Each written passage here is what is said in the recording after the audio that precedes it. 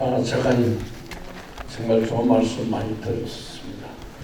제가 오늘 시작하기 전에 조금 늦게 와가지고 내가 무엇을 갖다가 묻고 무엇을 이야기해야 될지 사실은 좀 당황했었습니다. 왜냐하면 이 목차를 보니까 전체가 다 목사님이고 또 장모님이고 이래서 이 말 제일 잘하시는 분이 목사님, 장모님이고 그럼 이 도사 앞에서 내가 무슨 말을 해야 이 뭐가 되겠노 이렇게 싶어서 사실상 처음 나도 처음인 줄도 몰랐어요. 나가보니까 또 바로 나가라 해서 나가 무슨 말할까 싶어서 대충 이야기했는데 제가 그 이야기하다가 이거는 안 하는 게 좋겠다 싶어 하다가 말한 부분이 있습니다.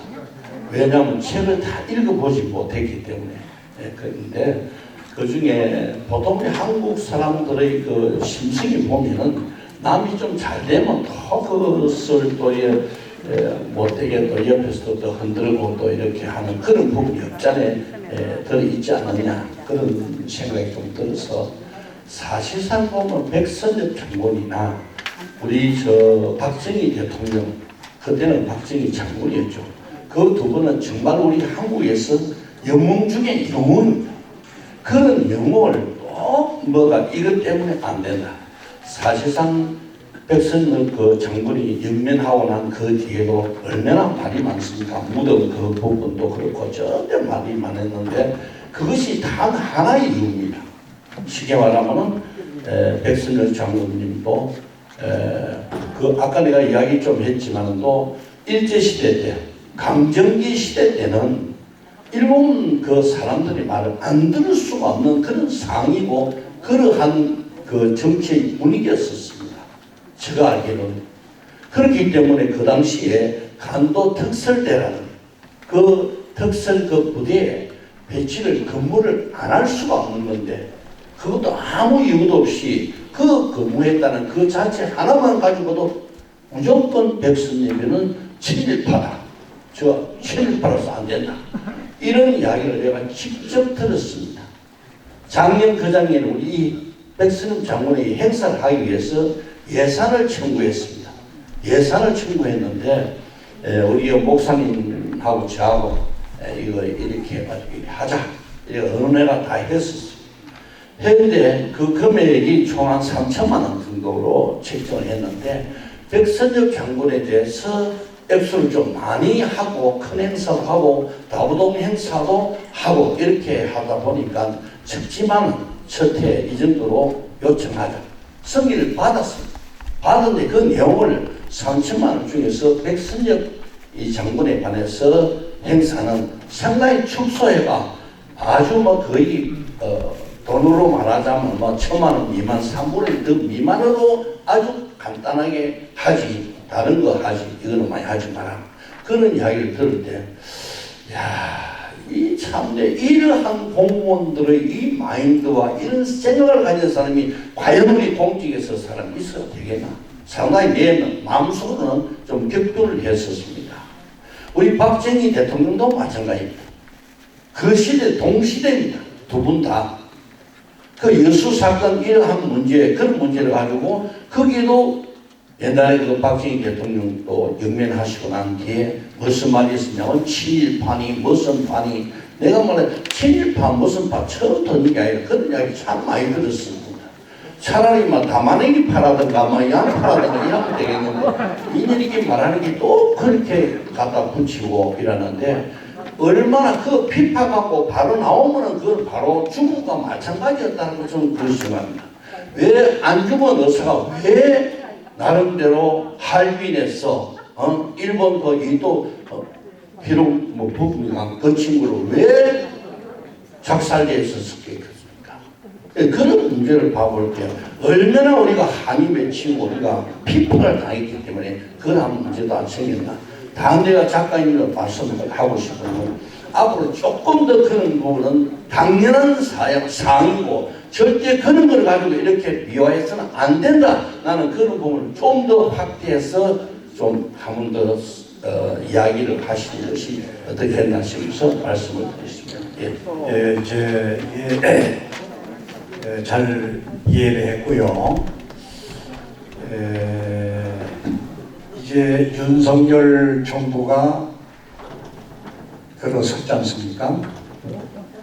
많은 변화가 피부로 느낄 정도가 아니고요. 실제 현실적으로 이게 일어나고 있어요. 예를 든다면은 다부동 전적지 현장에 우리 백선엽 기념사업회 아까 그 사업 계획을 보시면은 이제 그 동상을 세운다 이제 이런 계획도 있는데 국가보훈처에서 여러분도 보셨죠? 중앙일보하고 조선일보에 난 기사 국가 예산으로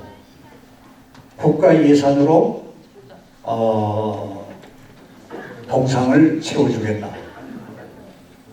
또 국방부 우수 토서 진중봉구라고 그러죠. 장병들에게 이 하늘의 별이 되어 이거를 볼 수 있도록 보게 하는 것이 좋겠다. 이런 그 여론도 들려오고 있고요. 그러니까 자유우파, 그러니까 윤석열 정부가 들어서니까 이렇게 변화가 이제 됩니다. 그래서 우리 아까 한규성 대표가 이야기했지만은 많이 좀 변화가 실질적으로 되리라고 보고 지난 2주기 때 다부동 전적기 있는 현장에 많은 사람들이 몰려와서 행사를 했어요. 한미연합사령관, 육군참모총장, 이 8군 사령관, 국가보훈처장, 경북지사, 이철우 여기에서 몇 번을 이걸 가지고 가서 사인해서 그 현장에서 전달이 되고 실질적으로 이런 게 일어납니다. 중요한 거는 뭐냐면은 자유우파 정권이 늘 승리를 하면서 그러니까 지금 국민의힘당이죠.